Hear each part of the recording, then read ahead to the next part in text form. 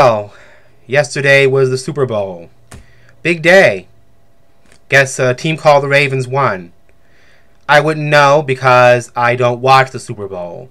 And one of the things that I really admired about it this year was a source of its greatest controversy. And that was the Go Daddy commercial with the man and the woman kissing. Have you all seen that? Well, I'll tell you the reason that I do not support the Super Bowl personally. I've said this in many video blogs in the past. I am essentially the guy in that video according to society. The undesirable one. I mean, I'm gay and a woman kissing me wouldn't make a difference. But to me, that man in that GoDaddy commercial is just the sort of person that bullies who watch football, the Super Bowl, and have a lot of aggression would attack and confront and go after. And that's just my opinion on the Super Bowl. But totally overshadowing the Super Bowl, totally overshadowing that to me, is the fact that it's Black History Month, everybody. And I feel very proud this year. Very proud. And the reason that I feel very proud is because not only have we inaugurated Barack Obama as a second term in United States presidency, but there are now thousands of people marching on Washington to enact national gun control. And last Friday, a cultural and musical legend, Harry Belafonte, appeared on the NAACP Image Awards. And he spoke directly, after being introduced by another wonderful man, Sidney Poitier, to the audience of performers and other people about the plight of African American culture today. And I felt too shocked for words. He echoed precisely my sentiments, that 1992, as it were, is not over. The problem we in America faced during the LA riots have not ended. That the majority of black people killed on the streets, put into prison for whatever reason, are of African American descent. Mostly male. Mostly male. And he brought in the issue of gun control to this. And Harry had said,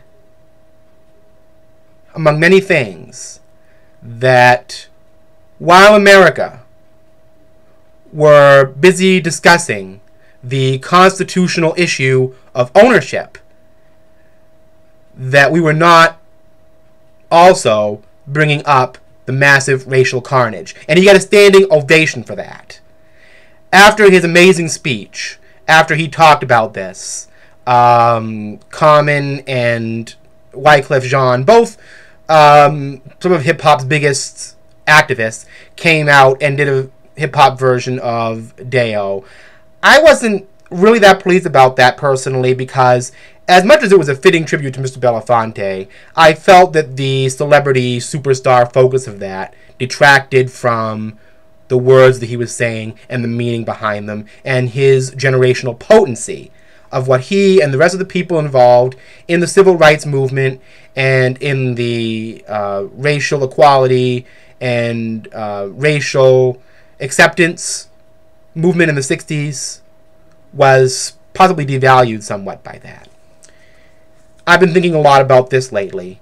It's a book that my parents got me back in 2000 when it came out, and it's called The Soul of Africa.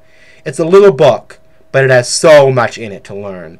And it talks about how people who are African, who go to other countries like America and Europe, and go into businesses like medicine, law, and whatever, have actually contributed their unique African sensibilities to those businesses, such as positive communal living, the idea that everything is everything. And, I think that, with our attitude that still holds on to this day from the McCarthy era, that anything that isn't good old American capitalism is somehow communism. I think American culture have neglected the idea, and Western culture in general, that so many of the things we see that are bad in society are cumulatively linked. And you could actually put them on a chain and link them all to a single source if you wanted to. And that's one thing that I learned from Africa. So I wish everybody out there of all races, Hispanic, black, biracial, everybody, a very happy Black History Month. And it would be nice to be able to go into a store and see people, instead of wearing these Super Bowl outfits, when they're checking people out. I saw that this weekend when I was shopping. Go into work with dashikis on. Celebrate your Africanness if that's who you are. Don't let anybody at your jobs tell you, you can't wear that. That's politically incorrect. Wear your dashikis. Wear your afros if you want to, or your dreadlocks. Express who you are in your Africanness. Like this hat I'm wearing, and I'm proud to wear that. It represents my culture. I identify with all of my culture, including my African Americans. And I am very proud of that. Talk to you next time.